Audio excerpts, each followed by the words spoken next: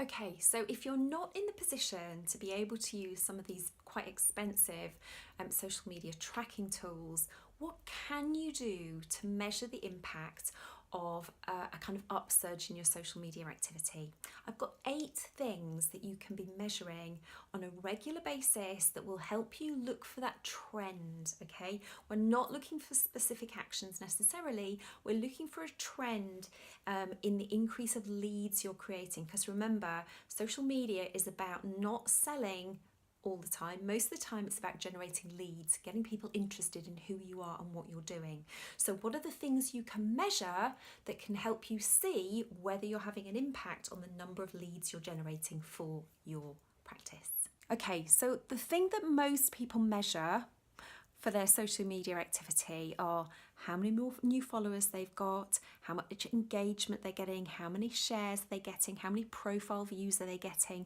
And that's okay, but all that is doing is demonstrating the activity inside the social media platforms. That is not demonstrating to you how many leads you have created, how many people are interested enough and have been convinced enough by the material that you're sharing to take the next step to make an inquiry, okay, to connect with you in some more formal way.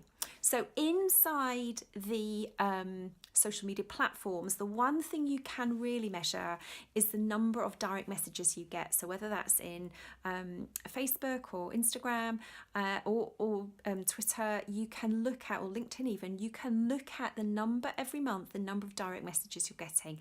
That is an indicator to you of somebody who's reaching out and connecting with you. Okay, this is not a comment on a Facebook post, that is not a like, this is somebody actively looking to connect with you. Okay, so they could be they're certainly warmer in their relationship with you than somebody who's just liking the odd post. Okay, so that is something you can measure inside social media, those direct messages that you get.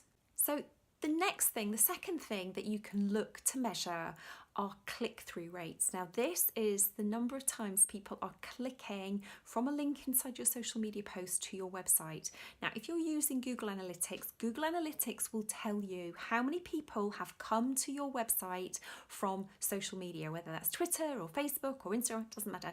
Your Google Analytics, if you've got that set up inside your website, will tell you where on social media the links are coming from, where are people clicking the link to come to your website, and you can measure the number of clicks you get every month, and that is going to tell you how many people are, as I say, warming up to this relationship with you, how many people are going that next step. They're not just viewing your stuff on social media, they're clicking a link to get through to your website because they're looking for some more information. Okay, so number 1 and number 2 are people taking that next step on kind of just going from viewing to starting to engage and reach out and connect with you. Okay, so that's number 1 and that's number 2. Number 3, the third thing you can be measuring every single month to gauge this general increase in leads is the number of telephone calls you take. So because social media can touch people in so many different ways, you don't know how these people are eventually going to come to your practice. So you need to measure all of these initial contact points, and telephone calls is a great one. So every month you should be measuring the number of incoming calls you get. That includes the ones you don't answer, okay? If you're missing calls, they need to be counted too. So, you know, if people are ringing and not leaving a message, or you know the phone has been ringing and nobody's answered it, or people have then rung and left a message or rung and actually spoken to somebody, that total number of telephone inquiries needs measuring. That is number 3. Number 4, and this is something you won't probably see masses of, but it's worth measuring anyway, are the number of form fills you get in on your Contact Us form on your website every month. Really simple. Contact form, most people have them. How many people are filling them in and submitting them every month? That is measure number 4. Measure number 5 is how many people are signing up on your email sign-up form, whether that's something they're signing up for a newsletter, whether they're signing up to receive a free download or access a video. How many people are signing up each month onto your email list? That is another indicator of a lead. Okay, these are people who are reaching out, going that next step to making a connection with you. So how many people are signing up on your website for your email, newsletter, or to access some free thing that you're giving away. That is measure number 5. Measure number 6 is how many people are just dropping in. How many people are walking in the door? Again, this is people who are reaching out. You don't know them, they don't know you, but they're reaching out to make that initial connection. So measuring every single time a new patient or potential patient comes in and just drops into your practice is another measure for how many leads you are generating, not necessarily purely through social media, but potentially as a result of some of your social media activity. So that's measure number 6, how many people are just dropping into your practice. Measure number 7 is how many people are responding if you're using chatbots. So if you're using chatbots on Facebook, how many people are responding and engaging and replying, and are you getting into a conversation with? Again, that's something you could be measuring, and that is something that is going to give you an indicator of this increase in lead generation. Are people that are connecting and reaching out and connecting with you via chatbots inside Facebook. And the final one, number 8, the thing that you can measure is if you are using some of your social media posts to promote a service or a product or something like that, and you're providing them with a unique code on social media. So, only our Twitter followers will get this code to get a discount or a free thing or an extra thing if they book an appointment or whatever it might be.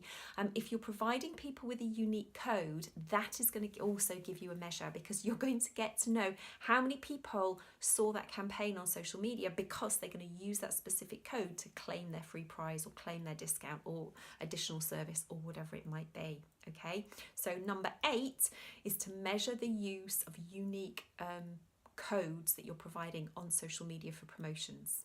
Okay, that's it. Those are 8 ideas of things that you can use to measure the potential impact that you are having with an increased social media activity.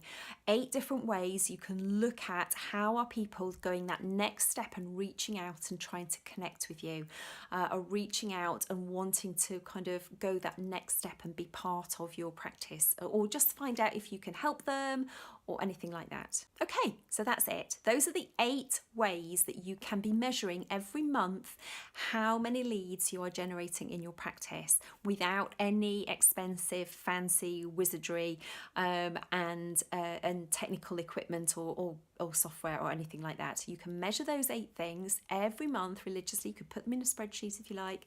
Measure those things every month and see what's happening to the numbers as you increase and improve your presence on social media and improve the quality of the content that you're putting out. If you want to improve the quality of your content, go back and look at a previous blog post that I wrote about quality versus quantity.